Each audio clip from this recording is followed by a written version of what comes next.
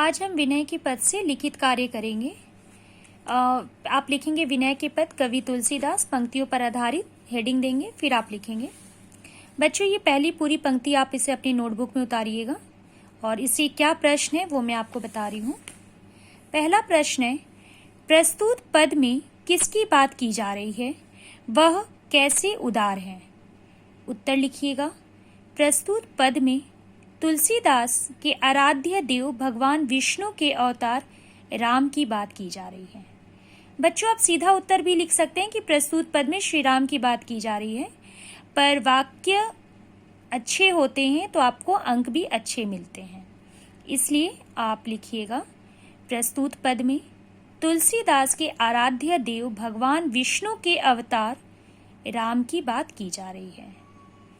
वह कैसे उदार है, इसका उत्तर देखिए। तुलसीदास के अनुसार भगवान राम के समान उदार इस संसार में और कोई नहीं है। राम बिना सेवा के ही दीन दुखियों पर अपनी कृपा दृष्टि रखते हैं और उनका इस भवरूपी सागर में उद्धार करते हैं। पहला उत्तर हो गया। दूसरा, गीध और सबरी कौन थे, ये मैंने आपको समझाने के दौरान भी बताया है। भगवान ने उनका उद्धार किस प्रकार किया, तो मैं फिर से कह देती हूँ, समझ लीजिए। गीध से कवि का तात्पर्य जटायु से है। जब रावण सीता का हरण करके आकाश मार्ग से लंका की ओर जा रहे थे तो सीता की दुख भरी आवाज सुनकर जटायु ने उन्हें पहचान लिया और उन्हें छुड़वाने के लिए रावण से युद्ध करते हुए रावण द्वारा गंभीर रूप से घायल किए जाने पर वह धरती पर गिर गए।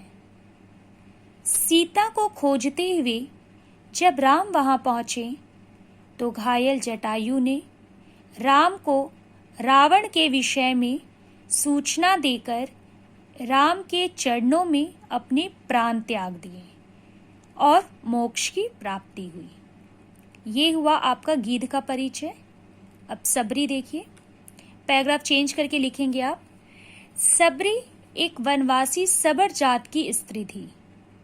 जब उसे पूर्वाभास, मतलब पहले जानकारी मिल गई, जब उसे पूर्वाभास हुआ कि राम उसी वन के रास्ते से जाएंगे जहां वह रहती है, तब उसने राम के स्वागत के लिए चख चख कर मीठे बैर जमा किए। राम ने उनका आतिथ्य स्वीकार किया और उसके चखे हुए जूठे बैर खाकर उसे परम गति प्रदान की।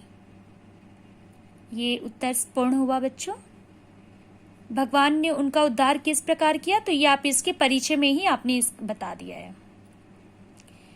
अगर एक लाइन में पूछा जाए तो आप लिखेंगे गीध जटायु को कहा गया है और सबरी सबर जात की स्त्री थी, और उसके बारे में जो मैंने बताया ये उनका राम द्वारा किया गया उद्धार ही था।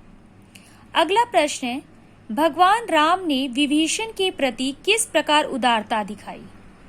उत्तर लिखिएगा। विभीषण राम का छोटा भाई था। वह राम भक्त था। उसने रावण को राम से क्षमा मांगकर उनकी शरण में जाने के लिए समझाने की चेष्टा की, किंतु रावण ने उसका तिरस्कार किया।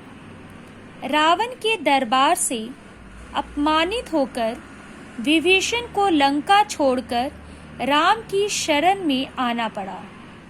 युद्ध में रावण को पराजित करने के बाद राम ने लंका का पूरा राज्य बिना किसी अभिमान के विभीषण को सौंप दिया। उत्तर पूर्ण। अंतिम प्रश्न है बच्चों, ये पंक्तियों जो आप उतारेंगे उसके अंतिम 2 लाइन है। तुलसीदास सब भांति सकल सुख सो चाहसी मन मेरो, तो भजू राम काम सब पूरन कर कृपा निधि तेरो। इन पंक्तियों की व्याख्या कीजिए। कभी कभी क्या होता है, इन पंक्तियों को रेखांकित कर दिया जाता है और कहा जाता है रेखांकित पंक्तियों की व्याख्या कीजिए। यहाँ आप लिखेंगे, तुलसीदास भगवान राम का भजन करने के लिए कह रहे हैं, क्योंकि राम ही सबसे उदार हैं, जिनकी आराधना से मोक्ष की प्राप्ति होती है। तुलसीदास कहते हैं कि मेरा मन जितने प्रकार के भी सुख चाहता है, वे सब राम की कृपा से ही प्राप्त हो जाएंगे। अतः हे मन, तू राम का भजन कर। राम कृपा निधि हैं, वे हमारी सभी मनोकामनाएं पूर्ण करेंगे। जैसे राम ने जटायु को और शबरी को परम गति तथा विभीषण को लंका का राज्य प्रदान किया। यहाँ तक आपका लिखित कार्य पूर्ण होता है। बच्चों, इसे आप अपनी हिंदी की नोटबुक में करेंगे। ये आपका पाठ 2 है। भिक्षु के बाद मैं आपको ये पढ़ा रही हूँ, ये आपका पाठ 2 है। मैं यहाँ लिख भी देती हूँ।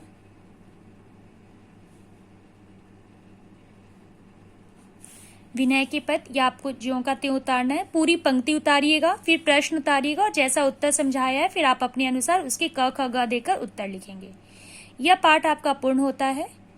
हम फिर अगली कक्षा में नए पाठ के साथ मिलते हैं। धन्यवाद बच्चों।